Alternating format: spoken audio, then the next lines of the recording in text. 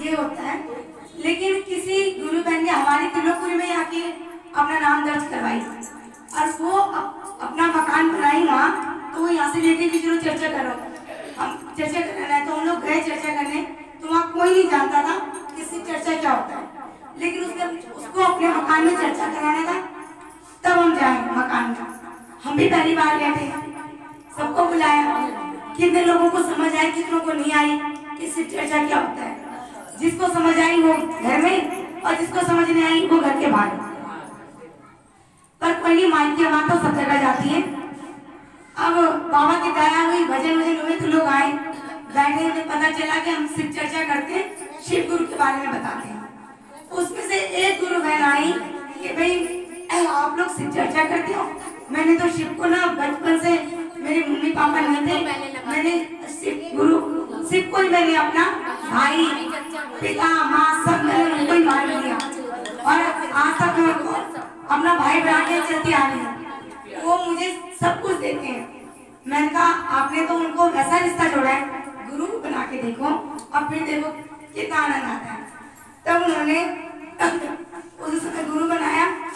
उसके बाद उनके साथ इतना सब कुछ और अच्छा हुआ। जब भाई बना के माना तब तो सब अच्छा ही था, लेकिन जब गुरु बना के पूजा और माना और बताया, तो ये समझ लीजिए कि उनको देखा था कि पूरी वहाँ का जो है ना सबने बना लिया, क्योंकि इतना कुछ लोगों ने पहली बार देखा। कभी कभी बहुत सी बातें हम बताते हैं ना, लोगों को लगता है ये ना बना के बोल रही है, झूठ बोल रही है।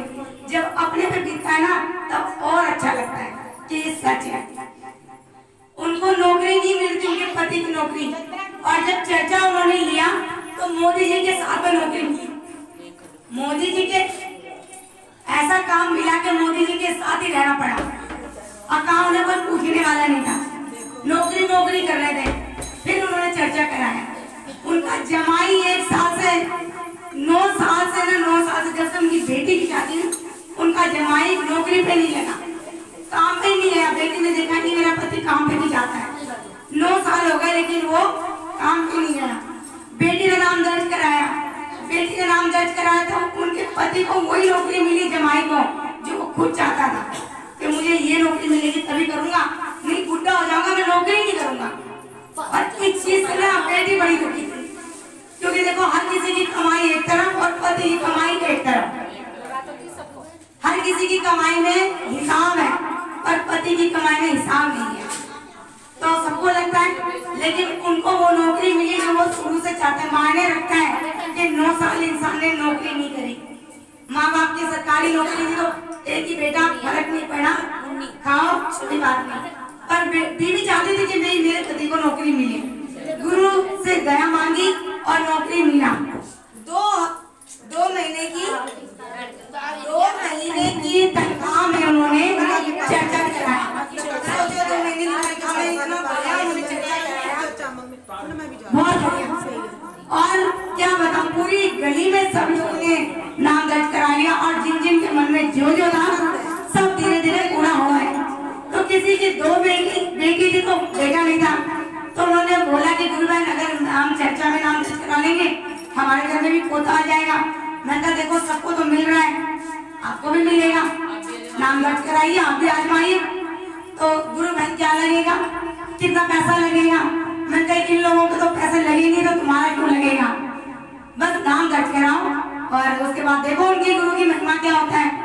नाम दर्ज कराया, सब कुछ हुआ, देखो उनके पोता हुआ तो इतनी खुश है, तो ऐसा लग रहा है ना कि जितनी भी गुरु बहन गई ना सबको एक पतीले में बिठा दे, इतनी खुश।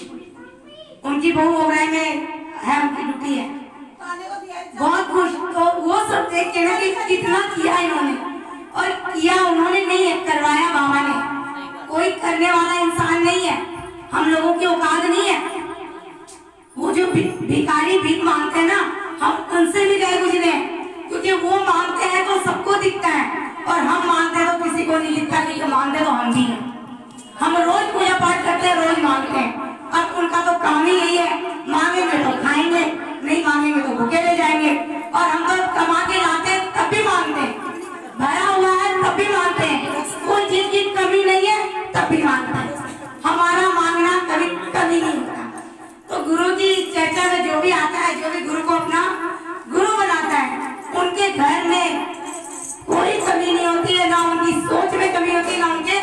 घर में कमी होती है, और बाबा ऐसे बरकत सबको ले।